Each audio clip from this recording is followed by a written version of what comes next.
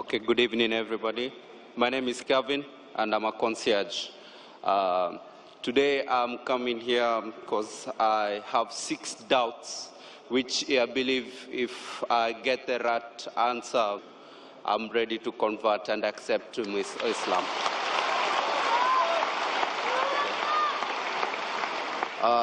To start with, on my first question, is that how do I know that Islam is the right way to worship?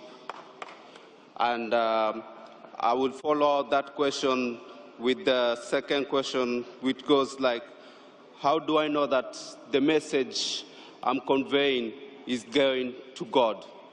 Okay? And my third question, since Dr. Zaki, I've been listening to you before, you have said before and you have preached that there's no way you can go to heaven without strictly abiding to the commandments that were given to Moses.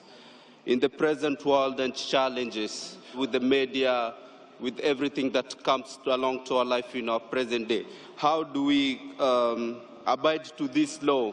And does God forgive you if you repeatedly make mistakes and repent? Brother wants to give in 2 parts. He wants to ask 6 questions. The first 3 questions, brother asked, that how do I know in Islam the worship is correct? It can be understood as how we worship in Islam, is that correct? Or it can mean that is Islam the correct religion? What do you mean? Do you want to know that the way you worship in Islam, is it the right way, or is Islam the correct religion of worship? The first question the brother asked, he wants to know how will he come to know that is Islam the correct religion we should follow? And the second part that is similar, that how will you come to know that Islam is the truth? Exactly.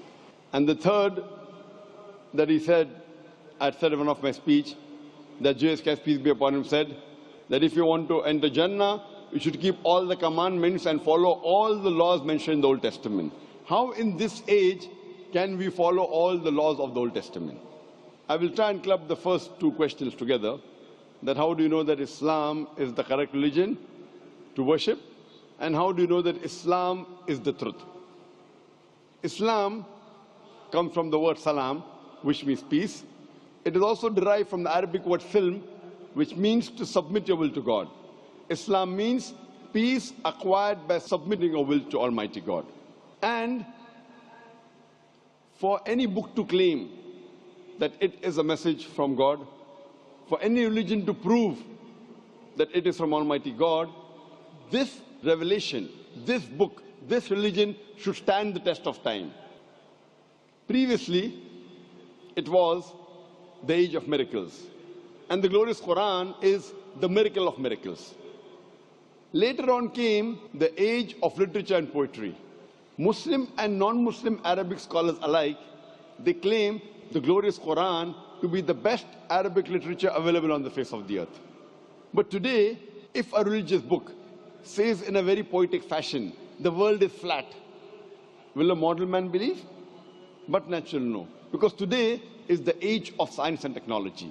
So if we put this test of science and technology to all the religious scriptures that we have today, of the different religions of the world, all of them failed the test except the Quran. And I've given a lecture on the topic Quran and modern science, compatible or incompatible. Time does not permit me to give a full lecture in this question and answer session, but I'd like to mention that Albert Einstein said, the famous physicist and the Nobel Prize winner, that science without religion is lame, and religion without science is blind. Let me remind you, the glorious Quran is not a book of science, S-C-I-E-N-C-E, but it's a book of signs, S-I-G-N-S. And there are more than 6,000 signs, more than 6,000 ayats in the glorious Quran, out of which more than 1,000 speak about science. Now, if you compare the scientific facts that we have come to know, we find that what science has discovered recently, maybe 50 years back, 100 years back, 200 years back, 400 years back, the glorious Quran has mentioned 1400 years ago. The Quran speaks about the creation of the universe in Surah Anbiya, chapter number 21, verse number 30. What the scientists discovered recently about the Big Bang. What they discovered 50 years back is mentioned in the Quran 1400 years ago. We came to know that the earth is spherical in 1577 when Sir Francis Drake sailed around the earth. The Quran says in Surah Naziyat, chapter number 79, verse number 30, that we have made the earth egg-shaped, wal arda ba'da zalika dahaha, referring to the egg of an ostrich, and we know the egg of an ostrich is geospherical in shape.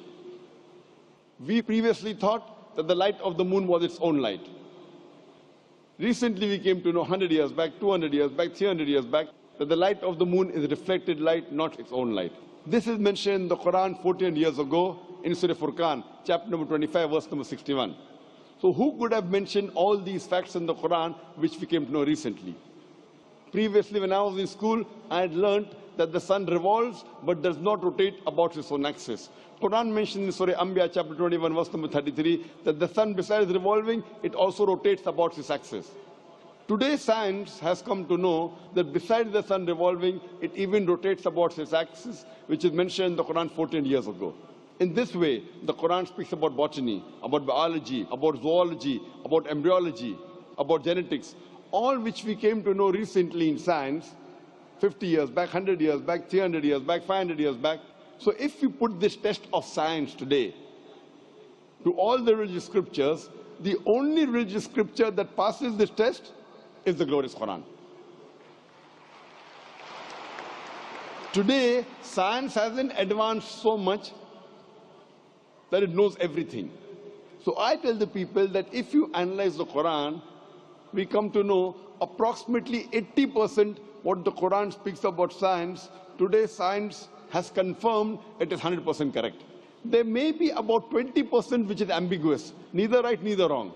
So my logic says when 80% is 100% correct, the balance 20%, inshallah, will also be correct. So it is a logical belief. There is not a single verse in the Quran which has been disproved by scientific fact. There may be hypotheses which may not agree with the Quran, but there is not a single verse in the Quran which is disproved by any scientific fact. So based on this, if we put this test to any scripture, the only religion, the only scripture that passes this test is Islam and Quran. I started the question and answer session by quoting a verse of the Quran from Surah Isra, chapter number 17, verse number 81, which says, وَقُلْ جَاءَ الْحَقُّ وَزَاقَ الْبَاطِلِ إِنَّ الْبَاطِلَ كَانَ زَهُوقًا. Say that truth has arrived and falsehood perishes. For falsehood is by its nature bound to perish. So if you put this test, the only religion that passes the test, the only truthful religion which is not corrupted, that's the reason William Moore said that the only religious scripture, he said 200 years back, being a critic of Islam, the only religious scripture that has not been altered and has maintained its pure form for 1200 years, it is the glorious Quran. So based on these facts, the only religion we can think and can understand and can believe it is truthful and correct, it is the Quran. As far as the third question is concerned, that I had mentioned in my speech that Jesus Christ, peace be upon him, said that you have to follow the commandments in the Old Testament. I was quoting the verse of the Bible, Gospel of Matthew, chapter number 5, verse number 17 to 20, where Jesus Christ, peace be upon him, says that unless your righteousness exceeds the righteousness of the scribes and the Pharisees, in no way shall you enter the kingdom of heaven. So if you have to be a good Christian at the time of Jesus Christ, peace be upon him, if you want to enter paradise, you have to follow all the commandments of the Old Testament. You cannot break a single jot or a tittle. If you do that, you shall be called least in the kingdom of heaven. So based on this verse of the Bible of Gospel of Matthew, chapter 5, verse 17 to 20, you have to follow each and every law of the Old Testament. And your question was very good and very logical. How can we in this age follow everything of the Old Testament, which is difficult? I agree with you. That's the reason Jesus Christ, peace be upon him, also said in the Gospel of John, chapter number 16, verse number 12 to 14. He said, I have many things to say unto you, but ye cannot bear them now. For he, when the Spirit of truth shall come, he shall guide you into all truth. He shall not speak of himself, all that he hears shall he speak. He shall glorify me. Here, Prophet Jesus, peace be upon him, is prophesying the coming of the last and final messenger, last and final prophet, Prophet Muhammad, peace be upon him. That when he will come, he will guide you unto all truth.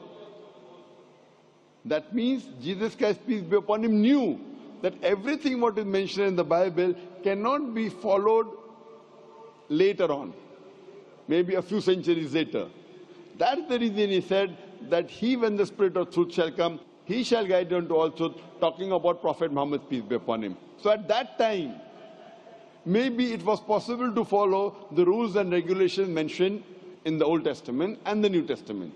But Jesus Christ, peace be upon him, said, in future, when the last and final messenger, Prophet Muhammad, peace be upon him, comes, you should follow him. So if you have to be a good Christian today, besides believing in one God, you should also believe in Prophet Muhammad, peace be upon him.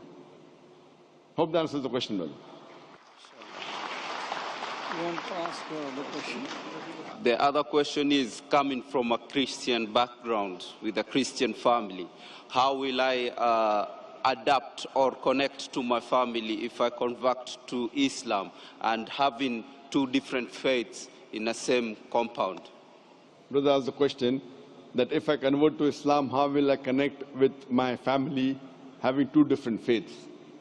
Brother, you know there's something like the Old Testament and something like the New Testament. Even though you are a Christian, you can follow the laws of the Old Testament after the New Testament has come. If there is something like the Old Testament and New Testament, there's also something like the Last Testament. The glorious Quran is the Last Testament of Almighty God. And in this glorious Quran, not a single prophet which is mentioned in the Bible has been derogated. In Islam, you have to believe in all the prophets that came earlier. And there are no less than 25 prophets which are mentioned in the Quran. And all of them, except for Prophet Muhammad and a couple of them, they are mentioned in the Bible. So, we have to respect all the prophets of Almighty God. And our beloved Prophet Muhammad said that Almighty God has sent 124,000 messengers on the face of the earth. So if you become a Muslim, you do not have to disrespect any of the prophets mentioned in the Bible. In fact, you will have to tell them, I am following 100% what Jesus Christ, peace be upon him, said. What the other Christians are doing, they may be following 80%, maybe 90%, maybe 50%. You should tell them that Gospel of John chapter number 16 verse number 12 to 14 says, I have many things to say unto you, but ye cannot bear them now. For he, when the Spirit of truth shall come, he shall guide you unto all truth. So I am following Jesus Christ, peace be upon him, much better than the other so-called Christians. So if you become a Muslim, you will be a better Christian than the Christians themselves. Hope that answers the question, brother. Yes. What's the fifth question? I just ran out of questions now. Fine, so all your questions answered. Yes, it has. Thank So you. now are you convinced about the religion of Islam? I'm convinced about the religion of Islam and I'm ready to accept Islam. Do you believe that there is one God? I'm sorry? Do you believe that there is one God? I believe there is one God. Do you believe Jesus Christ, peace be upon him, is God? I believe Jesus Christ was the messenger of God. MashaAllah. Do you believe that Prophet Muhammad, peace be upon him, is the last and final messenger? I believe Prophet Muhammad was the last and final MashaAllah. messenger. Brother, is anyone forcing you to accept Islam? I'm ready to accept. Is anyone forcing you to accept Islam? Nobody's forcing me. Are you It's my doing out of your decision I'm free making will? from myself. Out of Yeah. your free will, out of your own conviction? Out of my own heart. Because forcing anyone into Islam is prohibited in our religion, and it is prohibited even by laws of most of the countries in the world. So you're doing it out of a free will, inshallah. I'm doing it out of free will. I will say in Arabic, and inshallah I can repeat it. Ashhadu Ashhadu Allah Allah ilaha ilaha illallah illallah wa ashhadu wa ashhadu anna anna Muhammadan Muhammadan abduhu abduhu wa rasuluhu. wa rasuluh. I bear witness I bear witness that there is no God there is no God but Allah, but Allah, and and Muhammad Muhammad is is the messenger the messenger and servant of Allah. and servant of Allah. MashaAllah, you have become Muslim. And I pray to Allah subhanahu wa ta'ala that He guides you and He helps you to guide your family to come to the religion of peace. And I pray to Allah subhanahu wa ta'ala to give you the best in this world as well as in the next life. Alhamdulillah. Amen. Assalamu alaikum. Alhamdulillah, Dr. Zak, I appreciate for the decisions I've made. I can already feel the welcoming and the love around me. Since Dr. Zak, you are the one who cleared my door, I would like you to kindly give me an Islamic name.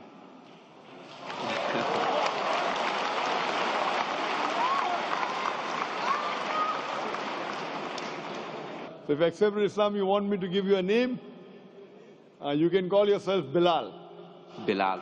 Bilal, MashaAllah. among the companions of the Prophet, MashaAllah. You can call yourself Bilal. And I pray to Allah subhanahu wa ta'ala that may He guide you further and to give you the best in this world and the akhirah, and inshallah to grant you Jannah. Thank you very much.